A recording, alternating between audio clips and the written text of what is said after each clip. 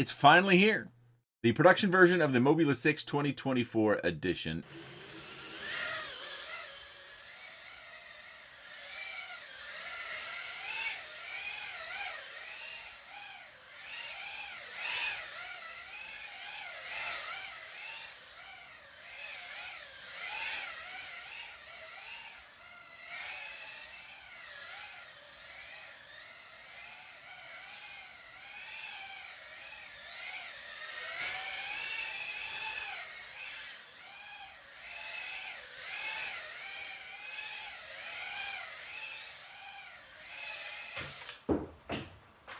The main thing that's changed from my not a review video is the frame, which was delayed, but I shouldn't maybe say it's here. It's here. Production versions have been sent out. You've probably seen some videos.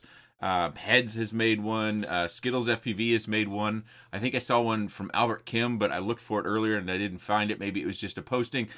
So these have been sent out to reviewers to review. So you should have lots of content to watch on these.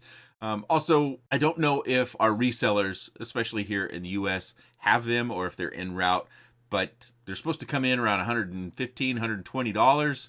But I would expect now that the Lunar New Year is over that they're en route and should be showing up at our resellers soon.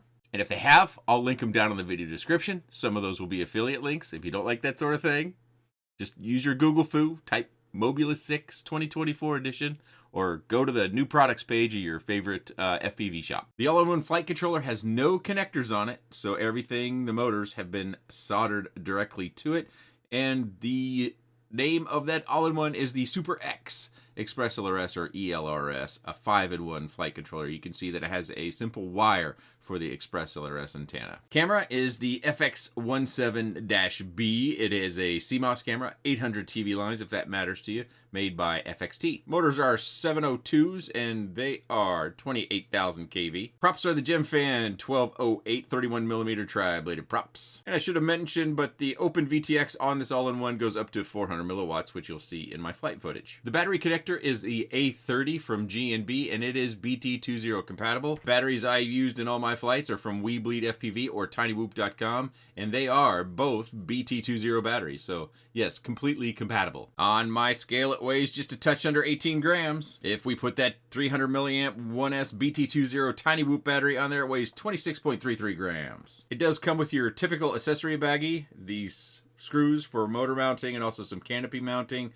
We have a prop remover that really doesn't work very much, a tiny little Phillips screwdriver, and an extra set of Gemfan props. And my box had 2 sheets of stickers. We're going to do the inside flight first. I've already kind of showed you a teaser. That teaser run at the beginning, that is something that I tend to reserve about 3 batteries for inside flight with traditional Tiny Whoops, where I really try to push myself. I'm not trying to crash, but I'm trying to go faster, and invariably I'm going to crash more, and you know, that 39-second segment of that flight ended in a crash. But this is going to be, well, I guess you would say in some ways it's a more conservative flight, and I'm trying at least a little bit harder not to crash. If you missed it, the frame has been redesigned. It is lighter. It's a ½ gram lighter than the old BWhoop 65 that has been around for, geez, I don't know, 6 years. We've been using that frame. What I have found with that frame, I wanted to talk about it during the flight footage, because I think more people watch the flights and hopefully you can still hear me, is the frame is much more flexible than the previous BWhoop 65, or you know, whatever you want to call it. That was the name I operated it under for many, many years.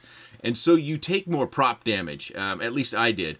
Actually, when I first went outside, because I tend to do all my inside flights first, because weather is always something I have to wait on, and I don't like to wait, so I can do my inside flights with these little guys. So I tend to do that, and then hopefully on one of the days that I have batteries charged and I might be planning on inside flight, I get one of those wind brakes, which I did in this particular case, so that's a nice little thing. But so I can fly them inside a lot, and I did notice that my props took more damage than I remember. That's the downside to the lower weight, is you give up some of the, the material, which makes it, I don't want to say stiff because it's still plastic and flexible, the old frame I'm referring to. It's just this new one is more flexible. I think it's important to see the outside flight footage as well, because you're going to see, well, one, this is a new camera to me. I'm not aware of this being used or sold under any other name or brand. It could be, And I'll give my opinion about the camera is it's fine, but I think the Runcam Nano 3 is lighter. It's the Runcam Nano 3 is really hard to beat when it comes to weight.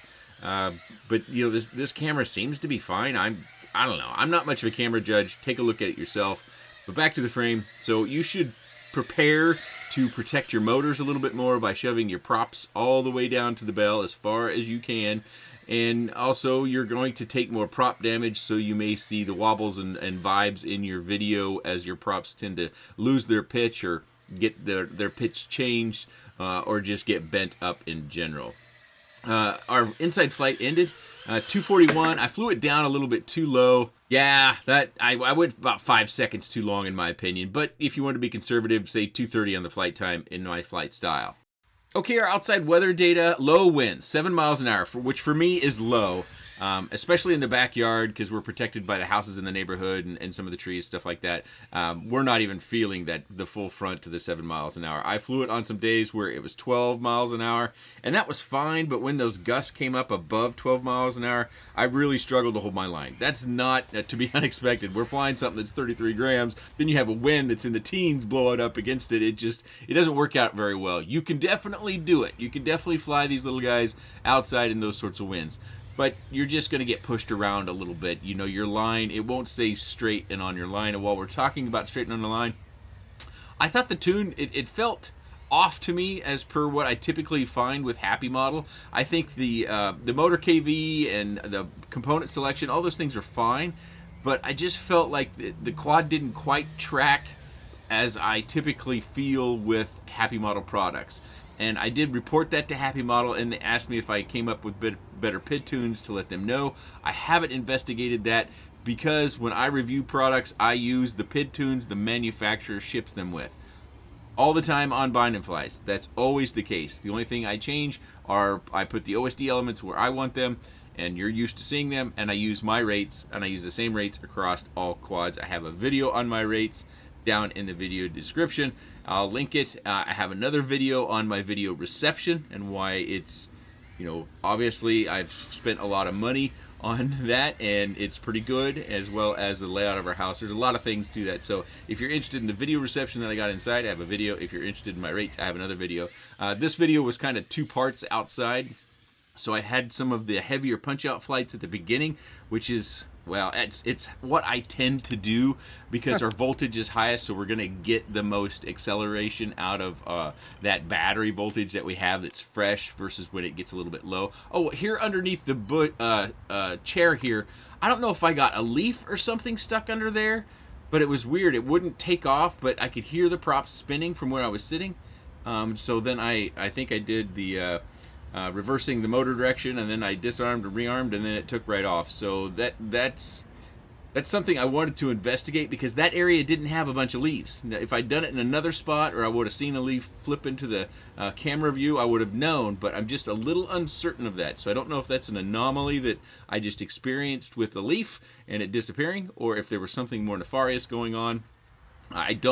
I'm not overly concerned about it, but it was something that I noted when I reviewed my footage, and I wanted to make sure I called it out in the video. I thought the outside flight, well, I know a lot of people tend to fly these outside. You know, if you have a small space or you're just learning, whoops are great for learning out how to FPV and how to get kind of your fingers and eyes and your mental adjustments. Get the training in FPV because they're small, they're light, so they're very, very safe. And you can fly them in a lot of different spaces. Even if you're in a big backyard like our backyard, you can take them out and fly and still have a really good time. And you see there, we're gonna end up at 352 on our battery. Okay. Okay, this is just one more sample, I thought, especially for all of our racers, people who go to Whoop events. Whoops are notoriously fun and well lit with all sorts of fun LED gates, which to give the LED gates kind of their due here, the cube gate on the table and on the floor, those are both from We Bleed FPV. The kind of, I don't know what you want to call them. I think of them as lightsaber sorts of lights. They're standing straight up by that doorway. Kind of before you go into the kitchen area. Those are also from We Bleed FPV. And then we have Mobility Gates. And I should have looked before I was recording the video. I don't know if Mobility Gates is still making these gates. They're made out of styrofoam, and then they insert LED strips down inside of them, and they're powered over USB. They're gates I pull out a lot of times. He has octagon gates, 2 different sizes, as well as the stand-up gates you see around the table. You can also lay them down on the floor just to kind of give yourself sort of a track feel. I've seen them used that way as well. But I will link We Bleed FPV and these gates down in the video description. That may or may not be an affiliate link. It kind of, sometimes I just forget to do the affiliate thing and I just link the products. And Mobility Gates, not mobility, Mo and then BillyGates.com. No affiliation there. They're just some gates I've had for a while, and he sent me a set to take a look at, and I've enjoyed them ever since. But this gives you an opportunity, especially for those people that go to Whoop events, which do tend to have lights like this, to see the camera, see how it operates. This is daytime, so we have some light coming out through that window, and then I also have the stairway light on. And the door is open to the unfinished part of the basement where some light's coming out of there. So it's not 100% dark, but it is darker over there in the little kitchen area. So this should hopefully give you some idea how this camera responds or looks in this sort of situation. Plus, this also gives us a different flight appearance. Is that a good way to put it?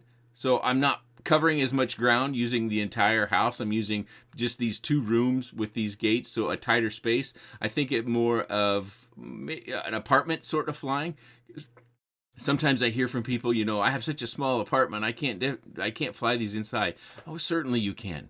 You know, you might have to move your favorite chair so to make a path around it instead of it being, you know, so close to the wall or something. But if you have a kitchen and a living space in your apartment, it should be, or it might be, close to this size, and so you can definitely enjoy whoops in that space. And we get a different flight time that comes in, and that's another sample that we get. That's why I'm kind of narrating through all of this LED flight, is the overall flight time. I wanted to be able to give people that have smaller flying spaces an idea of how long you can fly with this particular style, not covering quite as much ground. But I will say, what's important with these 28,000 kV motors is that you have good, high-quality batteries. And the ones I show on screen are the ones that I can vouch for.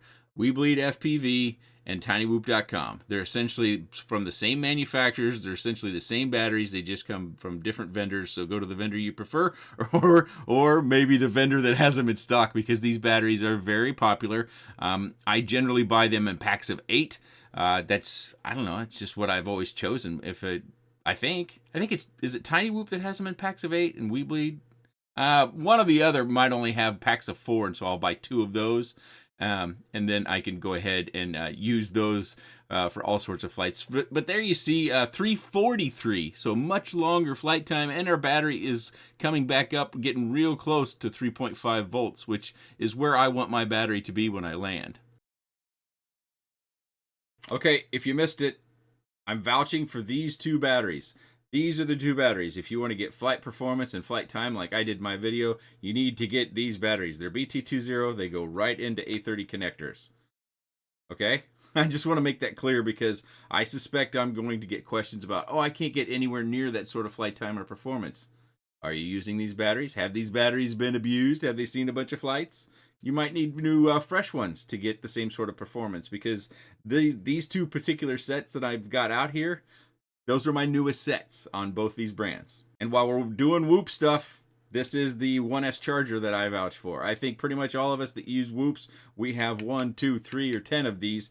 These are great because you can do storage voltage. You can charge 6 at a time. You can plug them in the field of the LiPo. You can get an AC power adapter, or you can just use a plug-in wall wart and a USB cable. I use USB to charge mine.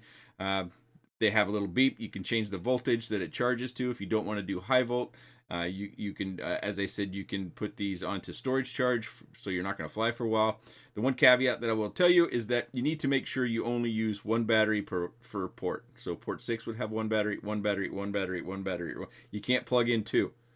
You can mix and match. You can plug in BT20 and PH20. Hopefully you're not flying too much BT20, but you can't have 2 in 1 slot. Best 1S charger on the market. Okay, so something I mentioned it already, but I want to hit it again just because I think it's really important. This frame is stiffer as well as it's going to give you more prop protection. But we know this frame breaks, and it has the arrow out there that some people like to discuss whether that goes in the front and the back. This frame is much softer. It's going to bend and it's going to flex much more. That's where, a reduction in materials allows you to get, more flight time and more performance out of your Tiny Whoop, but we have more flexibility, so your prop's going to take damage. Also, look at where my props are now. They're kind of high up on the stem, but this is actually my second set of props. I actually put these on to where the stem is just about flush with the top of the motor. We could lighten this up if we wanted to I think we can save 1/4 gram by taking out the metal screws, and using the Rennie screws that you can get from Beta FPV. If they're still carrying those, I still have a pack over in my bin. I actually talked to Heads over at Infinity Loops a little bit, where he was having some struggles getting the battery plug in, and he kind of corrected me on where I was kind of hearing him wrong. So this is a Tiny Whoop battery. The one thing I don't like about the Tiny Whoop battery is the stickers. The ones on the back, they get hung up, because this battery tray holds batteries way better than this tray did. And this tray oftentimes would break. Eventually I will break it. And this tray, because I've got 2 of these. Yes, I've got the HD0 version. I've been flying it as well. See how it kind of got hung up there? So in order to get the battery connected, I have to push it all the way in. And I've already got a little bit of a kink or curve built in here. And then I plug it in. Now, I don't mind my battery being all the way forward, but I can understand if you're more of a freestyle pilot, you might not like that. But you can shove it back a little bit. It would be nice if Happy Model, as well as all of our other manufacturers, offered these battery connectors with right angle adapters, or 90-degree soldering right on them. I'm going to unplug this so it can stop it beeping at us. It's a pretty simple thing, I think, for them to do when they're building these connectors, and maybe Happy Model's not even building these. Maybe G&B is building these and they're sending them to them, but if they could do 90 degrees on these, especially where we're going to be flying stick batteries, that would be certainly handy and something I could appreciate. As far as damage goes, let me step back. Before I go to damage, I do want to cover the fact that this canopy is new, and see how it has a little bit of a lip up here at the top. So typically when you're flying forward and you hit the camera, that's one of the areas where you would oftentimes hit. So I think that's a really smart design for providing some camera protection. On the quad, that's its HD0 version, I broke the screw mount that's right up here for the camera. I broke it on both sides and I lost the screws. I just found some screws of my own and used what was left of the mount to re-screw the camera in. That could happen with this one, and I report that on the HD0 side because, that was my experience. Here, I'll show it to you. This review won't be posted for a little bit yet, but you can see how this one's real short and this one's much longer.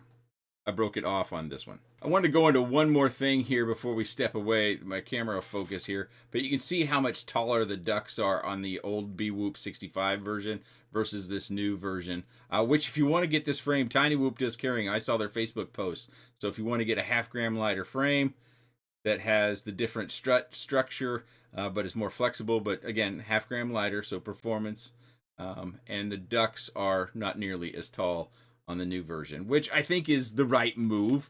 We're always trying to drive weight down on our Tiny Whoops, so having those ducts be smaller, restructuring the struts a little bit, I think those are all probably moves if I were a designer, I would make. I don't really have any problems with it. I am curious about some of the tune feeling that I reported already. Is it just maybe the frame flexing more than I'm used to our Whoop frames flexing? So I'm going to, post this review. I will be tinkering with the PIDs, maybe resetting back to some sort of Betaflight preset and then go from there. One other thing that did happen to me was one of these motor wires came, it's got to be this one here. I took a picture of it. One of the motor wires came desoldered. Now for me, that's not a big issue. I've been doing micros for 8 years. And I've done a lot of soldering on these little tiny guys. I did not pull the board out of the frame or anything like that. But I can see if you're new to FPV or you're just someone who's not comfortable with soldering, how that would be a bigger deal. And that comes into my final analysis of if you're starting out in FPV or you're early in FPV or you just don't like to solder, you need to move to a version with motor connectors, which we just don't have motor connectors on this version. That's how they got the weight down. Therefore, I would have to suggest you move over to the Mobula 7 1S edition, which is 75 millimeters. So it's going to be faster. It's going to fly longer because you'll use a 450 milliamp battery on it.